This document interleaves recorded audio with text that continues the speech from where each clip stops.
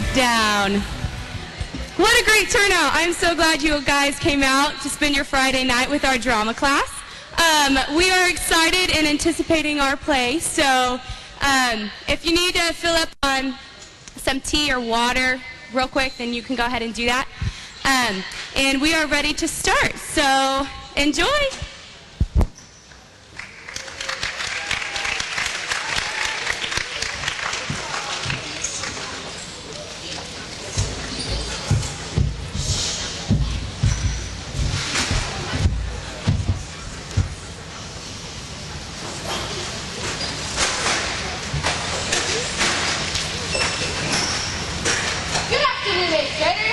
We have temporarily kidnapped your teachers and have infiltrated your scheduled assembly on dress code compliant footwear to bring you the following public service announcements. Over the next several minutes, you will see a series of tips and tricks that will guide you through your 4-year nightmare. So please listen closely while we change your life. Presenting for the first and only time, representing high school Without ever trying.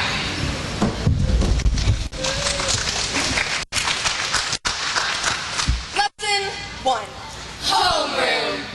The beginning of every student's day is the simplest, yet there is one crucial component that must be handled with great care. Attendance. If you miss too many days, it can mean trouble. Which is why we recommend a simple workaround. And that is, Legally change your name to what? here's how it works. Now that your name is what, if you miss roll call, no problem. Your trap has already been set. Felicia Walker. Here. Robert Walter. Here. Eric Weinstein. Here. What? Here. Jennifer Wilkins. Present. And just like that, without breaking a sweat, you've got to devote it and completely unaware our accomplice. Thanks, Eric Weinstein. What? Other than what, there are a wide variety of names to choose from, such as, sorry, and repeat what you said a second ago. Be sure to proceed with caution, however. Such names may have confusing ramifications later on in life. 911 emergency response. Hello? I'm sorry. My wife is having a baby. Okay, stay calm, sir. What's your wife's name? That's right. Sorry? Yes? Who's having the baby? My wife. What's your wife's name? Uh-huh. What? Exactly. I'm sorry? You're sorry too? This is confusing. You're saying we're both sorry. I'm saying I'm what? Wait, are you sorry or what? Sir, what is the emergency? Yes, what is the emergency? I'm sorry. No, I'm sorry. Why are you sorry? I've been sorry since high school. Wait a minute, I get it. Your names are what and sorry. That's awesome. I pulled the same exact trick in high school. No way. What's your name? Say that again. What's your name? Say that again. What's your name? Say that again. I'm having a baby! Yeah. So could you get an ambulance? Sure. Lesson 2. English. There's only one rule in English class, and that is... No matter what you say it with 100% confidence. It's the golden rule of English class. You don't even have to understand what you're saying. Just pretend you mean it with all your heart. Here are some examples of what to say regardless of the literature being discussed. Whenever any of the following themes are mentioned, Darkness. Blackness. Albatross. Just raise your hand and say, that's a metaphor for death. also, no matter what literature is being analyzed, if there's a mother in it, mention Freud. And no matter who the protagonist is, claim he's a Christ figure. Other surefire methods include Stroking your chin. Nodding. Stroking your chin while nodding. And whenever possible, using the word juxtaposition. For example, It's positively Freudian how the novel's Christ-like protagonist is juxtaposed with the albatross of death. we're also aware that many English English teachers require their students to recite literature aloud in class. Whether it's Wordsworth or Shakespeare, the golden rule of English class still applies. No matter what you say, Say it with 100% confidence. If you're unprepared or don't understand the material, it makes no difference as long as you speak the words with mysterious intensity. Bonus tip! Add random pauses and punctuation. It'll make you sound like you know even more than you actually do. take Robert Frost. 2 roads diverged in a yellow wood. And sorry, I could not travel both. And be one traveler, long I stood, and looked down one as far as I could to where it bent in the undergrowth. The undergrowth! This same method can be used with anything ever written, so feel free to practice with more familiar material at home. Now, it's raining. More than ever! Know that we will still have each other. You can stand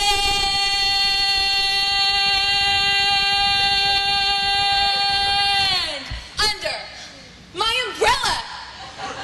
You can stand under my umbrella. Ella, Ella. A.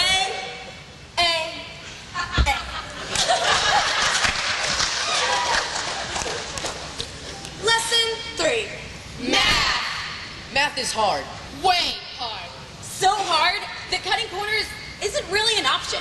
Which is why we say, if you can't beat them, join them. And here's how. Step 1. Identify a math partner. This partner must be, without a doubt, the best at math in your class. You are looking for a very specific breed of student. That's why the selection process is key. Allow us to demonstrate. Say you're a girl. I'm a girl. And you're looking for the smartest male mathlete in your class. First, you'll have to carefully scrutinize your options. Subject A. Note the higher than average definition of subject's arm muscles.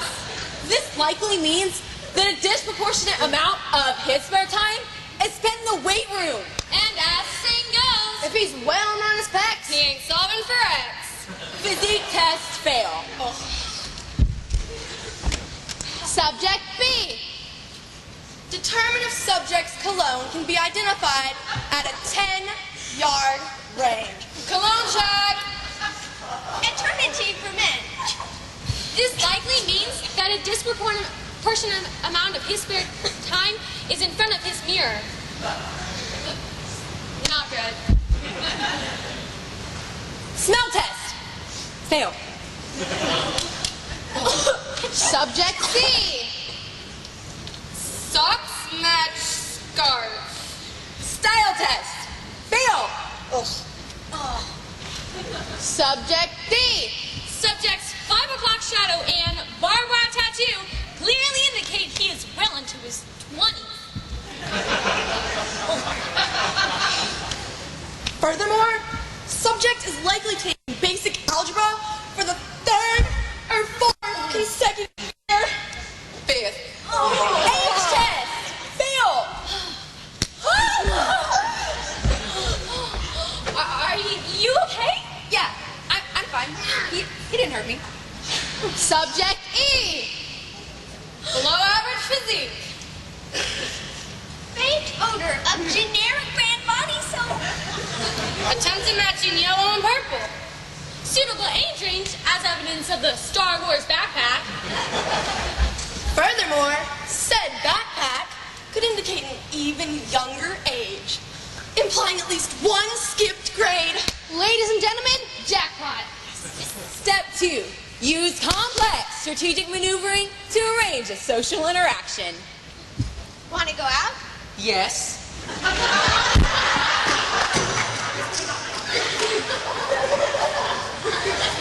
Step 3. Automatically master math through osmosis. By merely spending time with your new math partner, math expertise is effortlessly attained, as equations and theorems literally seep into your pores. For example, Check out the cosine on this chicken tender. What are you supposed to be? An imaginary number, obviously. I'm a vampire. That guy thinks he's a square root of 4, cool square root of 16 school. Mathtastic. High square root of 25. In no time at all, you have instantly and unconsciously become a math expert. To the nth degree. Step 4, and this is important. Love each other forever. Unlike in the movies, where the girl uses the math nerd to succeed, only then to dump him and run off with the quarterback, this is real life. And in real life, even though Algebra Boy may seem out of touch and socially inept, it's only temporary. So in 10 years, when the cool kids have long since lost their cool, Math Man grows up to be the most centered, most driven, and least awful guy you'll ever meet. So in 10 years, would you rather have landed the starting quarterback? Huh? Or the math nerd? You do the math.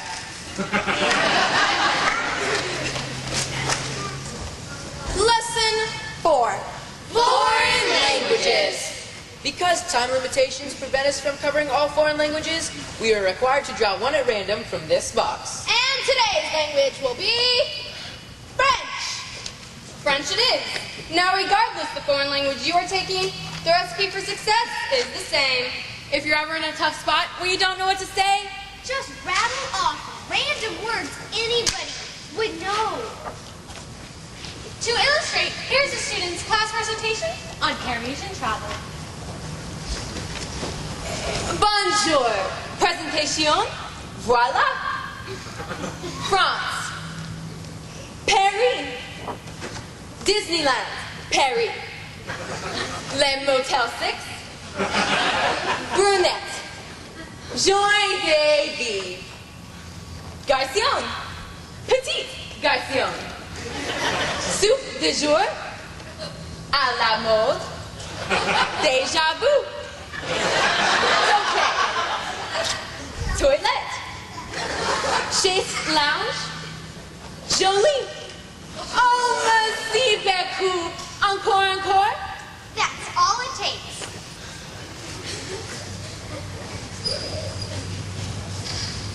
And in the rare event your teacher doesn't buy it, you'll be ready. Mademoiselle, your presentation was a disaster.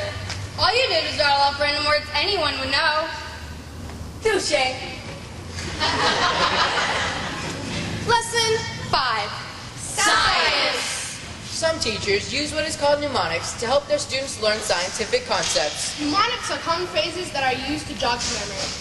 For example, to help remember the taxonomic classification of kingdom, phylum, class, order, family, genus, and species, all you have to remember is King Philip came over from Great Spain. An expression that regularly comes up in everyday conversation. Hey, Carl, what's up? King Philip came over from Great Spain. Cool. See you later. We found that current mnemonics are old-fashioned and thus no longer effective. For easier memorization, we recommend new and improved versions. For example, to help remember the kingdoms of Monera, Protista, fungi, plant, and animal, just think. My pants feel pretty awesome. Or to remember the 14 A components, guanine, adenine, thymine, and cytosine, Just think. Go away, Tom Cruise. It's that easy. Lesson 6. History. What's the hardest part about studying for a history test? The answer, of course, is dates. That's right, dates. And we do not mean the kind of dates this creepy guy goes on. Hi there. we're talking about moments in history. And there are quite a few moments in history to remember. How many revolutions and treaties and wars have there been? A lot. At least 4. What you're about to see is an actual example from an American history exam. When was the Battle of Appomattox? A, 1861. B, 1863. C, 1865. It's hard to know the answer when you have 1,000 other dates occupying your brain. Hi there. Which is why we decided established an easier way to study. Notice a common thread among all 3 dates? That's right, they all start with 1, 8, and 6. And odds are, the final number is going to be different for each option. Which is why that whenever you're studying, all you need to memorize is 2 words. Mathematics. And 5. By cutting out 75% of your work, a 1-hour study session now lasts 15 minutes. Declaration, 6. Watergate, 3. Moon. 9.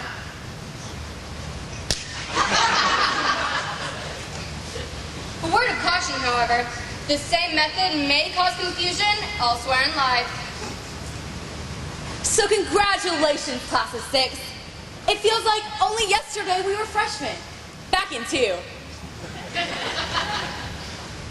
And the Red Sox are 4 world champions! So tonight I'm gonna party like it's not.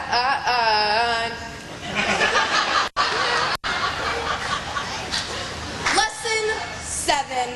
Physical education. For some people, forced physical exertion is a welcome activity. But not for normal people. Which is why we established a way to eliminate all sports from a high school day. And that is, let your voice be heard. We are sick and tired of the violence, of the inhumanity, of the barbarism. Bone-crushing sporting events deteriorating our bodies and our souls. Just look at what happened to little Sammy Johansson's finger. It hurts a little. No more touch, down, baskets. No more curve, ball, pucks. And we've had it up to here, with holes in 1, holes in 2, and most of all, holes in 3. We will no longer stand idly by in our peace-loving learning sanctuaries while high-impact decathlons known as softball, kickball, and tetherball are thrust upon us, especially, and I mean especially, when it's muggy out. And when the school board eventually bends to your protest, and they will, don't let them deceive you by merely switching volleyball to badminton and tennis to ping pong. Such replacements will still require you to move your legs. You simply must not quit until you won the race. And we need a figurative race, because a real race would involve legs. What do we want? Activities that barely resemble actual sports! When do we want it? Third period! And once the people have spoken, physical education will never be the same.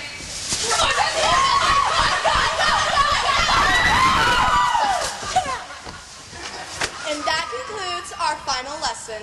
We hope you'll apply some of what you've learned today and succeed in high school with flying colors. And if you fail, we're sorry. No, I'm sorry. This has been How to succeed in high school. Without really trying. You're Welcome.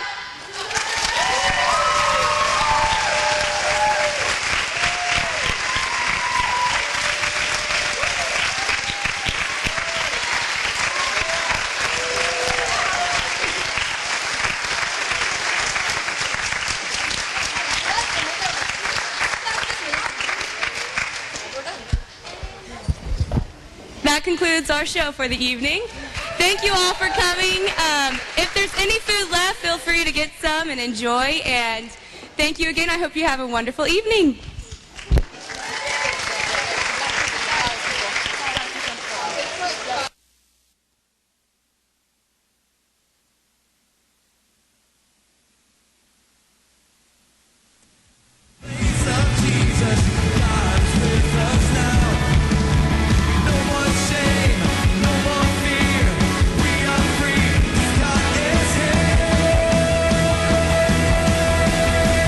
God is with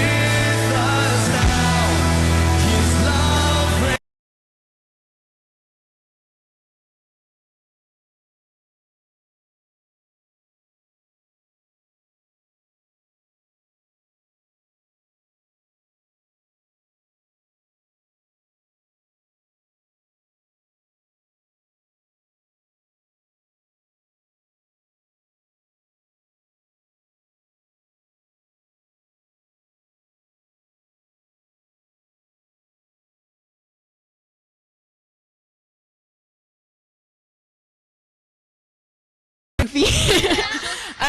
So yeah, rambunctious. There you go. So yeah, we just want to thank you, Coach, for all you've done, and yes, thank you very much. And for dealing with us. We love you. We love you.